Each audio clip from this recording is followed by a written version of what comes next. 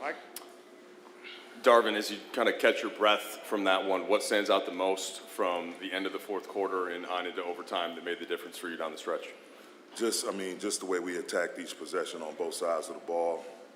We had a next play, refuse to quit mentality. I'm so proud of our guys, man, the way we fought. You know, we've told them since day one, we want to be the most competitive together ball club for 48 minutes or however long it takes. And today it took 53. But again, us just figuring out a way, finding a way. Everybody's pulling in the same direction. And shout out to the Memphis Grizzlies, man, a hell of a ball club. Hell of a ball club. We knew we were going to have our hands full with those guys facing a deficit. And so, you know, we had some moments in the game that weren't too pretty. But again, we just kept chipping away possession by possession. Didn't get discouraged, didn't fall apart. Again, had some unfortunate segments. But for the most part, guys came together and dug our heels in the sand when it came time to make the right plays. Darwin, I'm not sure how often you want LeBron taking charges like that when I'm on the court, but can you talk just about his will to win tonight and doing all of the little things that he did? You know, he understands the timing of everything. You know, the known of what happened yesterday and the unknown of tomorrow, it makes him even more entrenched in today, into the moment.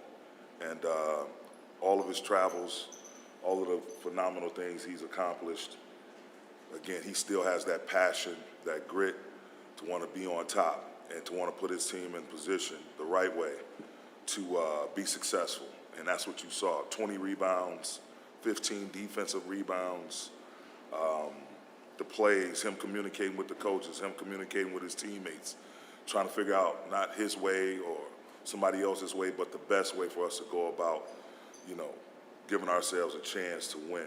And, you know, that's just who he's been his entire career. That's who he's been, all about making the right play, whether it's for himself or someone else. Understand that in order for us to get all of our other guys to do and make the right plays and sacrifice themselves, he has to be at the top of that list, and that's what those charges represented. You know, him doing whatever it takes to put us in the position to succeed. Dan. Darwin, after game two, way back here. After game two, AD said that if I play like this, we can't win. How did you guys survive an off night from him offensively? And then, secondly, you mentioned LeBron sort of his will to win, 80 huge baskets, I think a tip, and that kind of hustle play to start overtime. How big was that for him to get something out of tonight? Those are huge. And, you know, no matter what happens in the game, you got to continuously look forward. You got to look forward to the next possession. As long as there's possessions left in the game, you know, you cry, you moan over certain things that's not going your way. And that frustration, that stress can bleed into 3, 4, 5 of the next plays. So you got to have a short memory in terms of things that are happening. Obviously, and specifically the negative things that you may experience during the course of a game and a playoff game. And he just kept fighting through. And, you know, other guys had to step up and chip in. You know, we saw Bron in his closing performances doing everything on both sides of the ball. But I got to give a huge shout out again to D'Angelo Russell. I mean, we were flailing at best offensively, and he was able to catch fire. And, man, he put us on his back offensively and put us back in position to have a chance to close the gap, eclipse it, and walk away with the win. You know, if D'Lo doesn't play the way he played, we don't win this game. Mark. Hey, Darwin, another one on 80. What's the medical staff said on how he's been hanging in with his hip issues and all that? Well, he's hanging in there, man. You know, it's definitely hurting, but it's something that's not, you know, something that's going to keep him out. We just have to manage it the best we can, and it's constant around-the-clock treatment.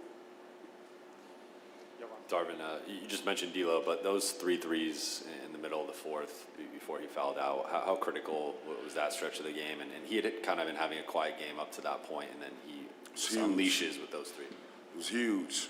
You know, he laughs and we joke. You know, it's like he said, I can miss 5 in a row and I can go turn around and make 10 in a row. And I was actually thinking about that as he was knocking them down. But, you know, just him just staying ready to be aggressive, staying ready in attack mode. We need that. Just like we needed Vando's energy early. And Vando knocked down a couple of corner threes. You know, his presence, his activity on Ja. It's obviously not an easy matchup by any stretch of the imagination. And Dennis's his performance defensively with Ja. I mean, we just got contributions from all over the place. And, you know, D'Lo, again, right at the top of that list, along with Bron and several others, that allowed us to get in a position to come out on top. Yeah, Darwin, even after all this time, do you find yourself amazed at LeBron? Do you ever say wow while you're watching him? Oh, absolutely. But at the same time, we can always get better. And when we break down our film, we see things during the point in the game, the clips we watch at halftime. You know, he's not perfect. You know, sometimes there's breakdowns, but at the end of the day, he's a guy that can quickly recalibrate and not make the same mistake twice. And so, and some of it is fatigue. I mean, just you know, we're pushing them hard. They're playing more minutes. You know, obviously overtime game. But this is what it's about. This is what the load management is about. You know, for these guys to be able to exert themselves at a higher level at this time of the year. But, you know, he's nothing short of amazing, man. But it doesn't surprise me. You know, if you watch him every day and see how he prepares, then you know he's putting himself in the best position to be not just available to play or to play, you know, well in stretches, but to be elite at the top of the list in terms of, you know, how he performs for his team. So, yes, it's really, really special. I don't take it for granted to be in this position to be able to coach him. Darwin, I think you used the term Swiss Army knife glowingly about LeBron in the past because obviously he has so many skills he brings to the game, but just the way he adapts his approach tonight, taking charges, 20 rebounds for the first time in his entire career, playoffs and regular season included. How do you see him, you know, kind of cater his approach to the opponent, to what the game calls for? No, he audibles, man. And like he's a high IQ basketball player. That's why he is who he is, and he's been able to be, you know, at such a high level for so long. Once he figures out what's going on, who the matchups are, what the matchups are, who we want to try to go at, he's great about coming up with the plays, the sets that is going to expose that. So he's constantly thinking the game. He's constantly looking at, you know, what are the matchups, coverages. Definitely forthcoming about whenever he needs to get subbed out real quick or we should take a timeout or not. The communication is constant with him. So, and you need that. You know, it's got to be a collaborative effort between the coaches and the players in order for us to extract the best possible resources we can out of our ball club. So, yeah, he was doing that. That was on full display tonight as well. And that shot at 20, his first time with 20 rebounds, huh? That's huge. And again, the rebounding, the little things. We said in the huddle, 3 areas, you know, we wanted to try to get under control against this team, and that was transition defense, our defensive rebounding, and also getting great looks when we have the ball, not being loose with the ball. Our ball security was imperative to us trying to get, you know, a win tonight. And down the stretch, the latter stages of the fourth, and definitely the overtime, I felt like we did all 3 of those. Coach, it's been a long time since this building felt like this for a Lakers game. What has it been like on the court, feeling these fans' energy from the play-in game and now through the first 2 home games here? No, it's been nothing short of amazing. You can tell they're absolutely 1,000% vested in this team. And, you know, we're going to try to do our due diligence and everything in our power to make sure that doesn't change, to give them something to scream and cheer and be proud of, you know, and it's beautiful, man. You know, I was here at once upon a time starting out my NBA coaching career, so I've seen what this building can be and what it can be like in these circumstances, and again, we're just happy and we're thrilled that we can be in a position to have them come out and be extremely proud of the purple and gold. Thanks, Coach. Thank you. What did you see in the fourth quarter and late in overtime? What happened there? Competitive game. Didn't come up with some offensive rebounds. that were, crucial possessions late. Obviously, LeBron gets his right hand, which can't happen at the end of the game. Some breakdowns for us, one-on-one and shift defense. We didn't shift, and they scored too much in the paint late in the game.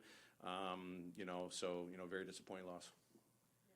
Taylor, you had Tillman instead of Brooks as the primary defender on LeBron a lot of the game, including the last play of regulation. What factored into that decision? He's done great on him.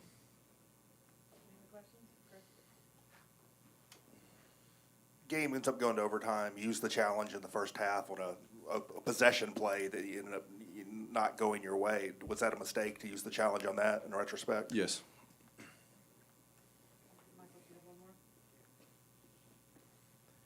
Taylor, just going back to you mentioned Xavier Tillman has been doing a good job on LeBron James, but Luke Kennard, why didn't you turn to him down the stretch in the game?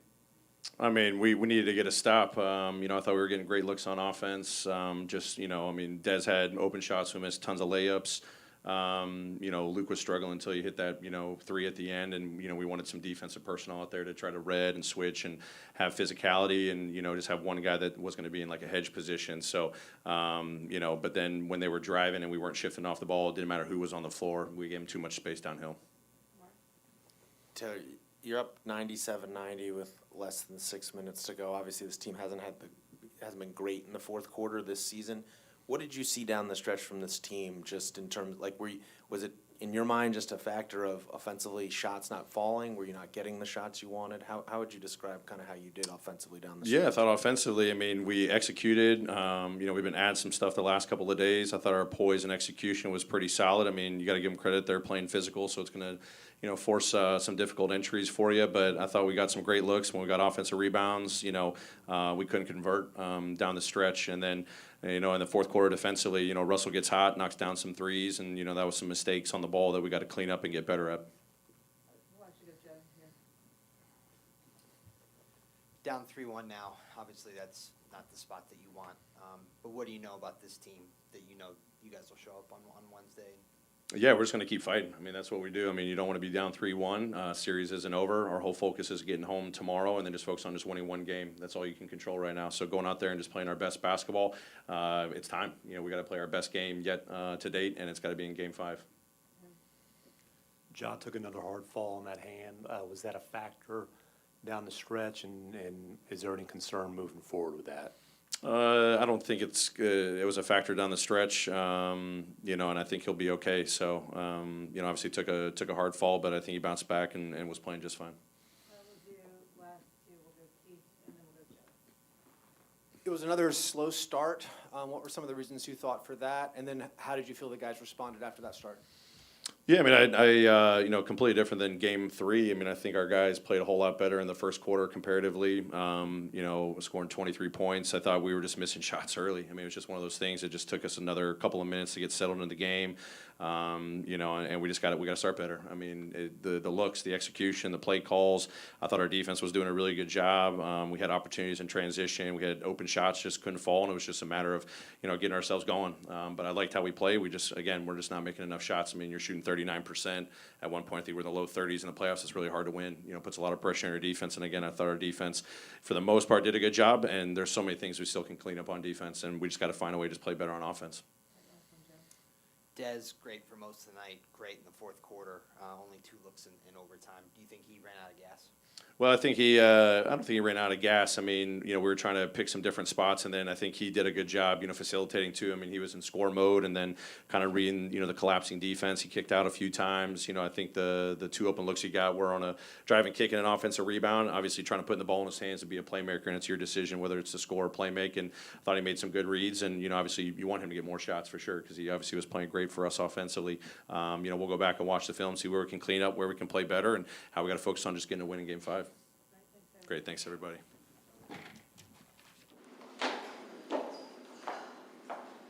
Mike, you want to start us off with Austin? 6.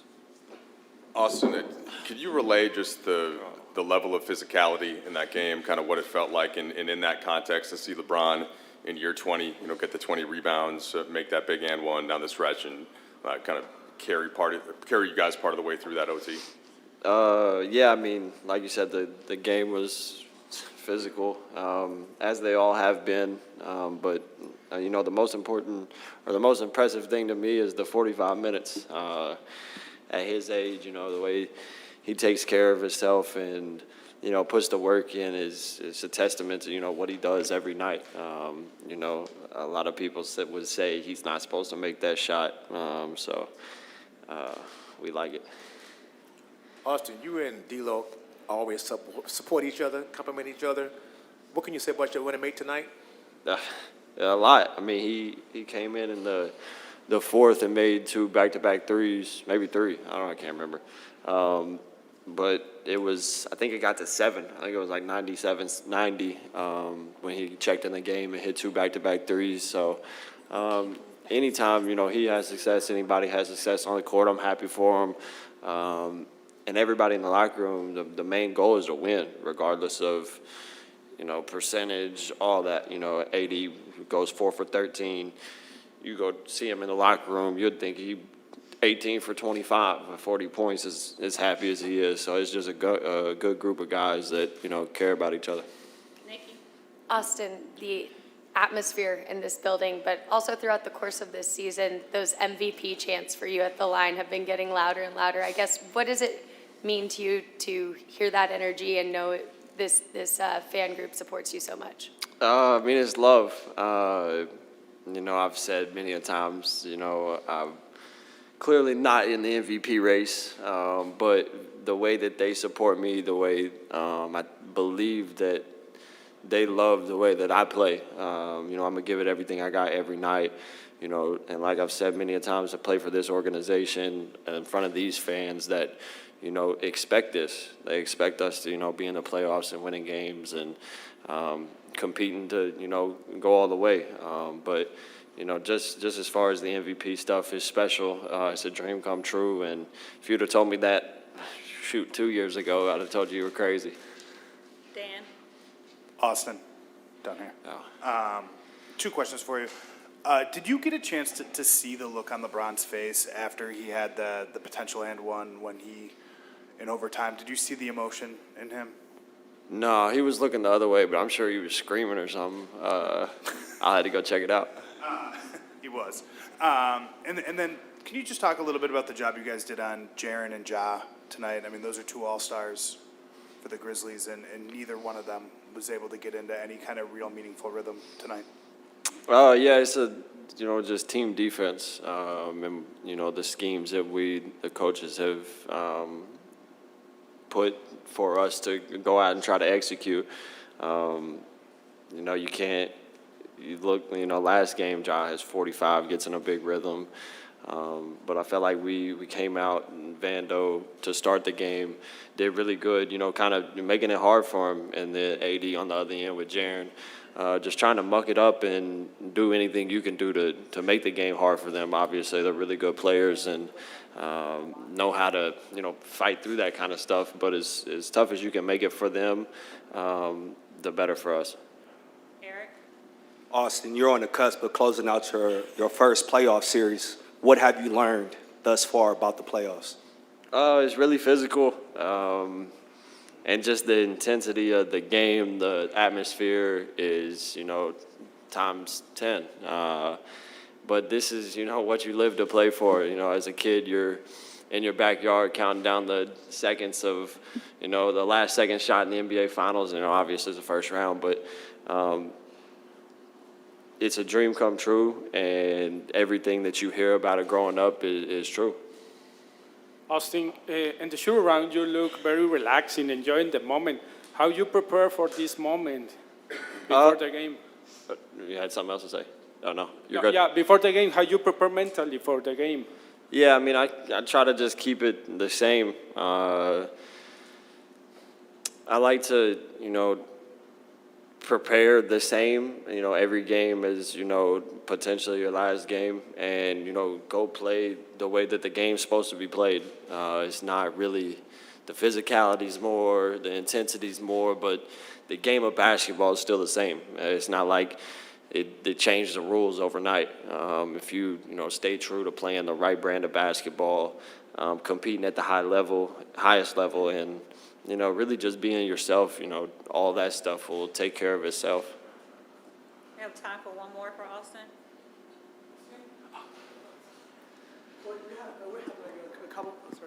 We had a couple players have early foul troubles during this game. And what's your mindset at the moment when you have like early 4 fouls already? I didn't really think about it. When I got the fourth, I was kind of confused on why I was coming out, but then I realized I had 4 fouls. But I just try to stay in the moment of the game. I got a really bad foul when I tried to swipe down on Jaren Jackson when he got a rebound, giving them 2 free throws, picking up, I think it was my 3rd foul. But it's the nature of all sports. You get in foul trouble, stuff happens, and that's why you got teammates to step up in your place. Thanks, Austin. Appreciate y'all.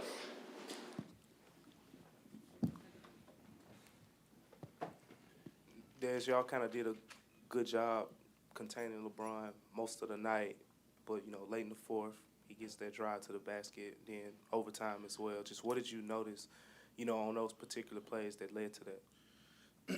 I mean, it always comes down to game plan discipline. LeBron's been a strong right-hand driver since he's came into the league 20 years ago or however long he's been in the league. And, he gets to his right hand, and, we got 2 guys on that side that are supposed to be in help, and, we didn't execute. And it's pretty much as simple as that. Game plan discipline, we needed it for 48 minutes, and it let us down. Des, you had such a good fourth quarter and then 2 looks in overtime. What changed for you? Nothing. It's basketball. I missed both of them, felt good, just missed them. Des, pregame, Taylor used the word immaturity to discuss some of the issues with this team. Mm-hmm. You're talking about game plan, discipline. Is there a competitive maturity or poise that this team needs to develop? I think that the playoffs is obviously a great experience for us, because all the things that you talk about all season long through training camp and the things you try to improve at really show. When the games are this tight and each possession matters, those things don't hide. And, coaches always said we will or we won't. And, rebounding has been something that we struggle with. And, there was a few possessions that I didn't get hits that I should have. And, other teammates didn't get hits, that led to second possessions. And, it's hard to stop a team like that, when they get 2-3 chances at it. So, we just got to be better and mature through those things. Des, to be as close as you were to, you're 6 seconds away from a win there in regulation, and given the stakes of this, obviously, everyone knew it was a huge game. What's the feeling immediately after when something like that slips through your grasp? Obviously we would have liked to get that one, but I'm feeling good. We get a chance to go back home. We had the best record at home, this season. So, go protect home floor. We got 2 opportunities there, and, in order to win a series, you're going to have to win 1 game on the road. So, when we come back here for game 6, we'll come with the right edge and right mentality and steal 1 on the road, and then, see what happens in a game 7. All right, thanks, Des. Appreciate it. Mike Trudell, start us off. LeBron, we've seen the drives at the hoop and finishes a lot of times before to force OT and then late in OT, either side of the paint. But first time in your career, 20 rebounds. Just wondered where you found the legs for that and then still managed to get to the rim and finish. I don't know where I found the legs, honestly, but understanding how great of a rebounding team they are, it's very important that we try to clean glass when they miss. I know we still, gave up 16 offensive rebounds for 24 second chance points, so we still got to do a better job of that, but, just trying to do my part. Dave? Can you recall a game, playoff game, where you were lining up to take multiple charges in a fourth quarter, and just your overall approach to tonight, getting the rebounds, low turnovers, charges, blocks, things of that nature? This is an example of how you will do what the game dictates. I mean, that's always been me. You know, whatever it takes for the team to be successful, or, you know, just trying to be as great as I can be offensively, but even more important on the defensive end. And so that was the kind of the mindset tonight. And I was able to make a couple plays to help us be successful. LeBron, this deep into your career, there aren't a lot of firsts left to accomplish, but a 2020 game, this is the first one you've ever had. Was it just sort of kind of the night sort of dictated it? And then I guess moving forwards, what do you think it's going to take to close this team out in Memphis? I don't know. I mean, obviously the game is played, and you have to be able to adjust to how the game is being played and try to make plays and, you know, defensive rebound and offensive rebound. And, you know, if you get an opportunity to get in there and get scrappy, obviously, versus this team, you go and do it. And, the closeout game is always the hardest game of a series. It's the most tiring one. It's the most brutal one, and we better be ready for it. And I think we'll be ready for it.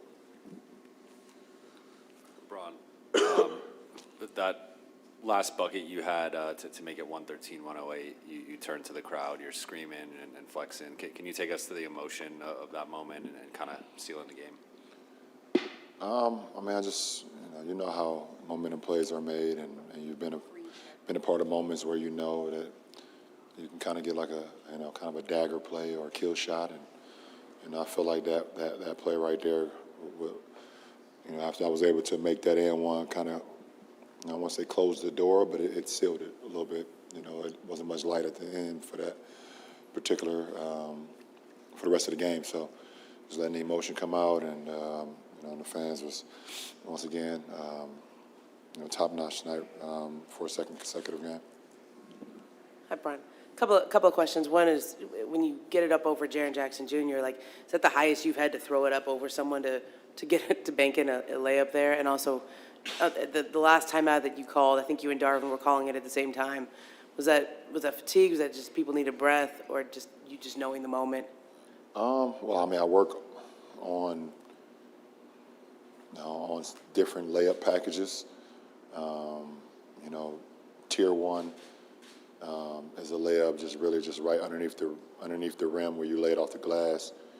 Tier 2 is like the middle of the glass or the middle of the square.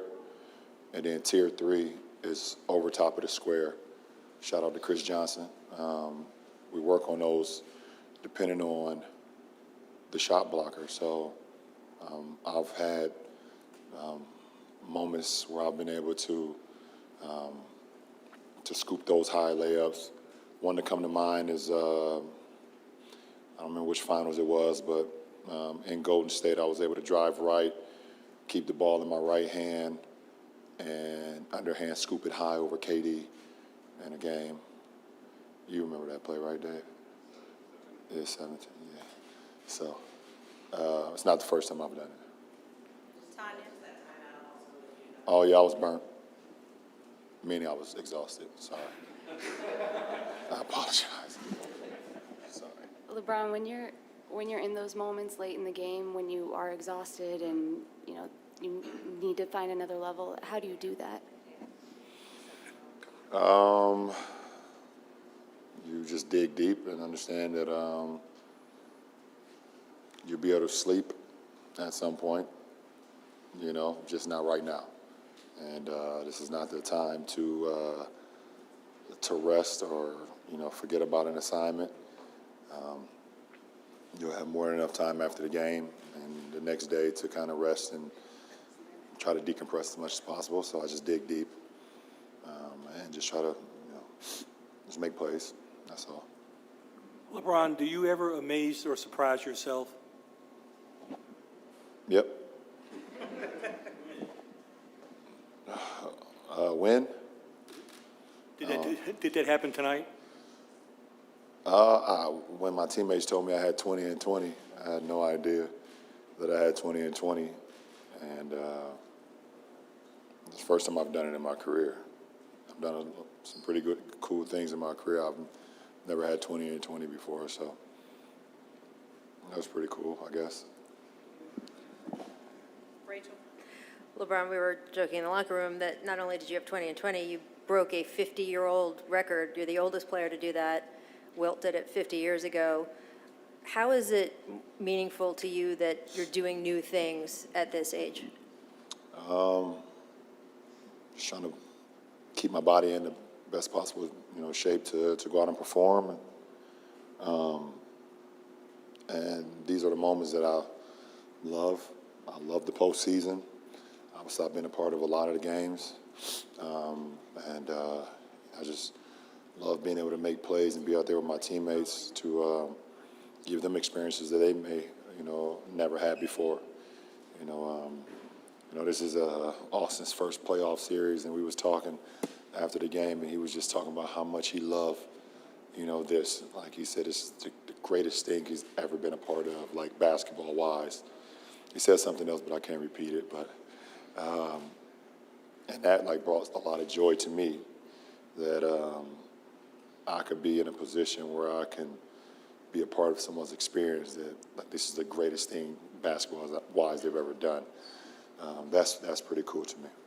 Last two, Malika will end with Melissa.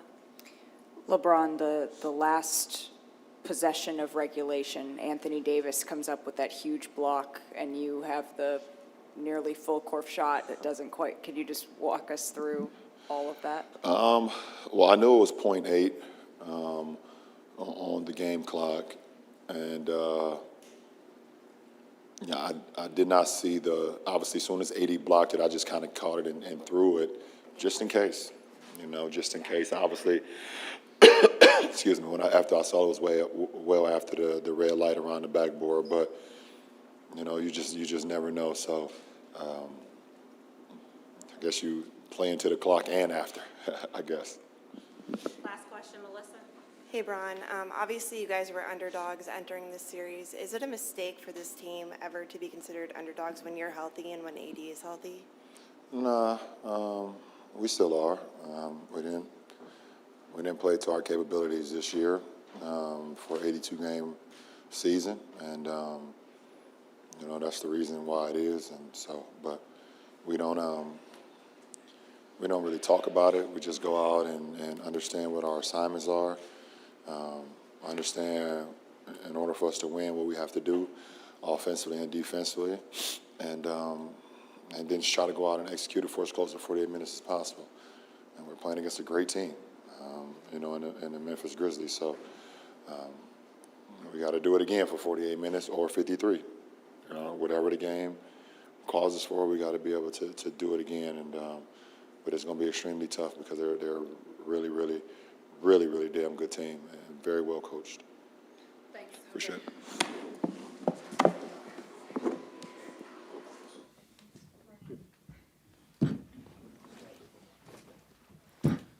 I guess, Jaren, just take us through, those kind of the defining play at the end of regulation with LeBron from your perspective, and sort of the overtime drive to the cup. I know you weren't directly involved in that one, but just sort of what you think broke down there late for you guys and how you recover from this. Now you just got to win 3 straight. Go back to the crib, regroup. Played a lot better than we did in game, whatever the other game was, 3. And we just got to hone in on a lot of the stuff late game. They made a bunch of shots late game that were tough. Definitely should have cleaned up in regulation rather than going to overtime. Going back to the crib.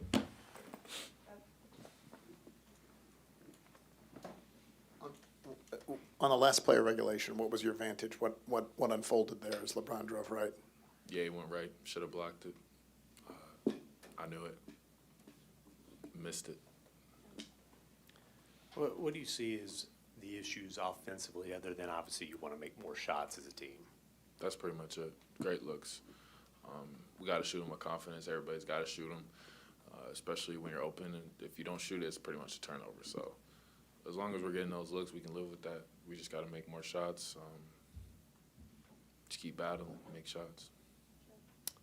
Jaren, as you know, people say the playoffs come down to just the smallest details and attention to those. Do you think this team has trouble homing in on those? No.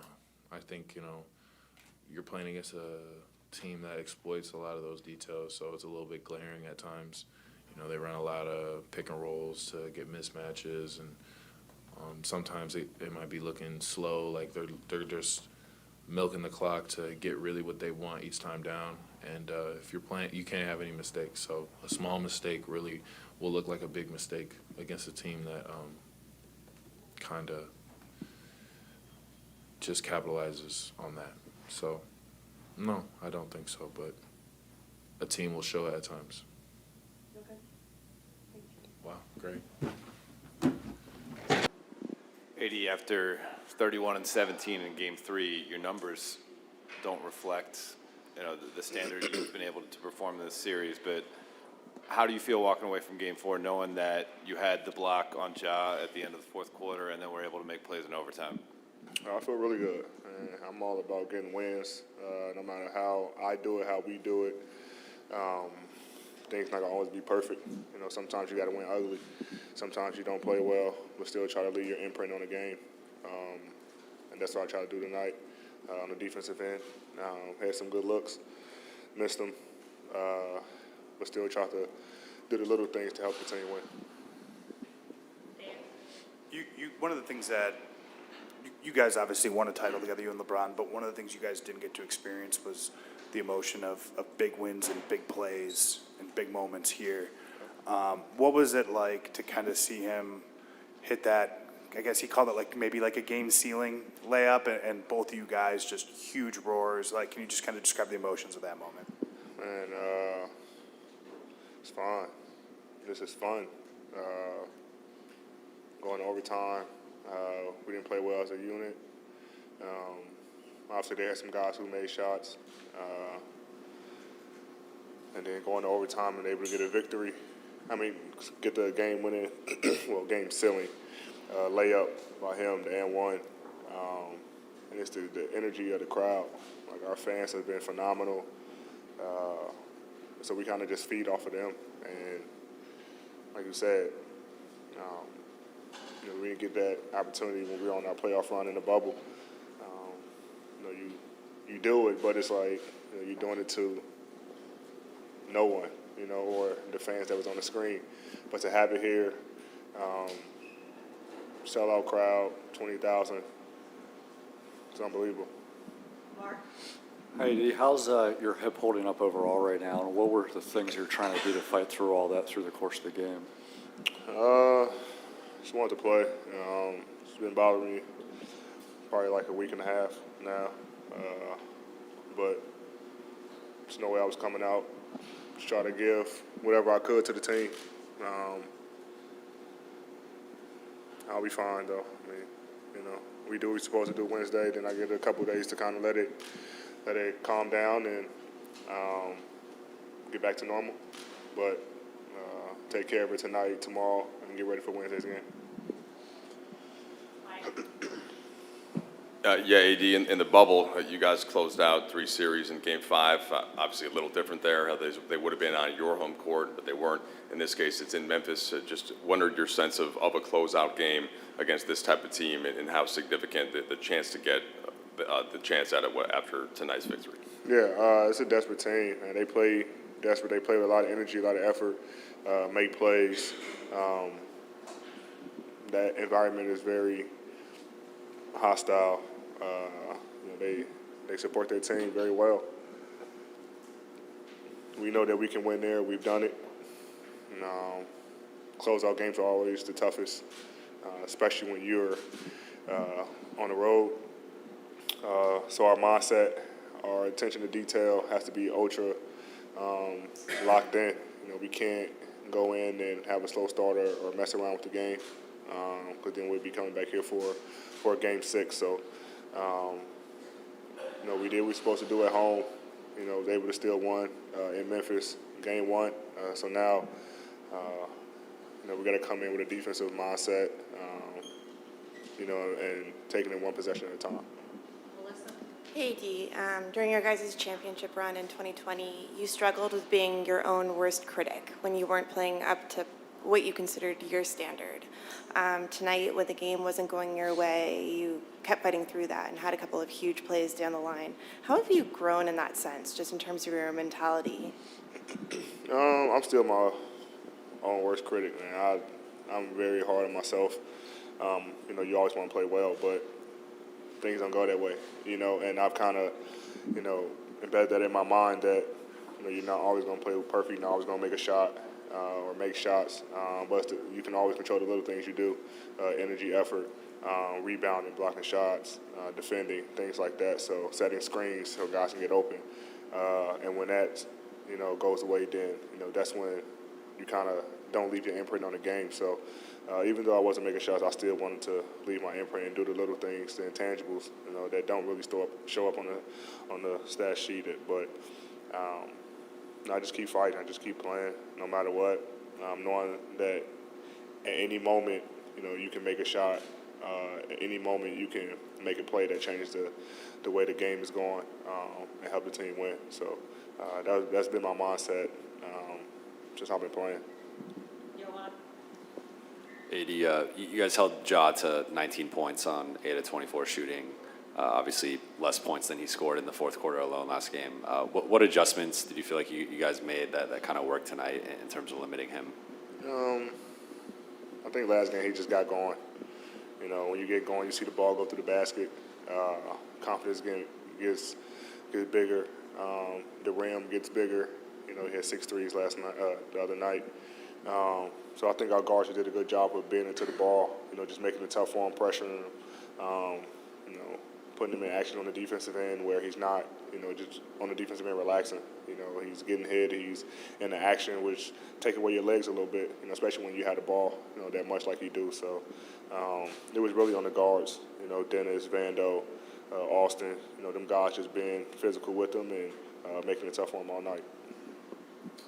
Time for 2 more for remaining. The gentleman in the back. Hey, D.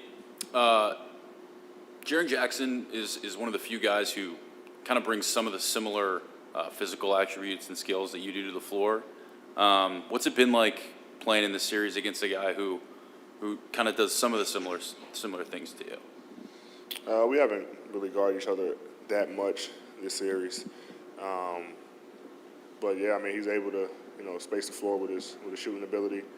He put the ball on the ground, you know, his post-ups, you know, elite shot blocker, you know, one defensive player of the year. So